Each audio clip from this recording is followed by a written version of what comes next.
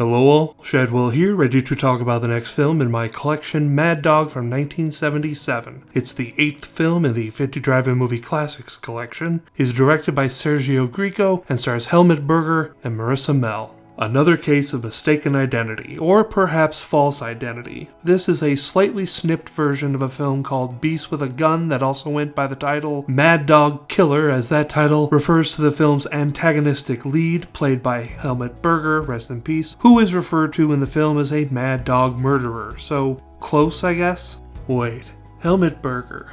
That name is really familiar. Not as in I know who it is, but that I've heard the name before.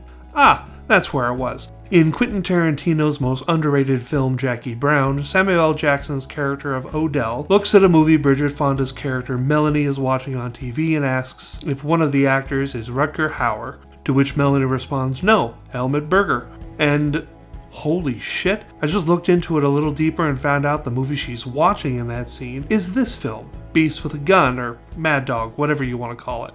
That not only lets me talk briefly about one of my favorite Quentin Tarantino movies that doesn't get the love it deserves, it also lets me vamp for some time on this review because this film threw me for a loop. It starts with a prison break, and the guy at the center of it, Nanni Vitale, gets some vengeance by killing the informant that put him in jail, but he also grapes that man's girlfriend, and then we do this weird jump forward in time that we don't exactly know the extent of until after the scene, which threw me off my game for most of this movie.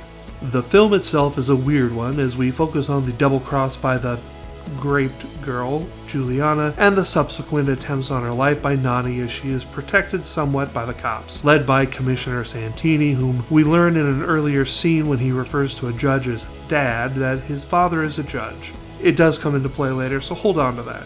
After a few failed attempts by Nani to kill Juliana, Nani takes Santini's judge dad and sister hostage because it turns out he was the judge that sent Nani to jail. See, told you it'd pay off.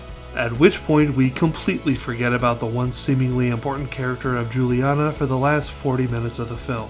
I don't know, when it started out with all the driving and killing and abducting people, it reminded me of that Mario Bava film we watched, Rabid Dogs, not too long ago. Even though it's a cut version of Beast with a Gun, they still kept in the harder sexual content, which I found to be an odd choice because usually these cut versions edit out that stuff, if anything at all. I'm gonna give Mad Dog a C-, and tomorrow it's the original 1992 version of Candyman.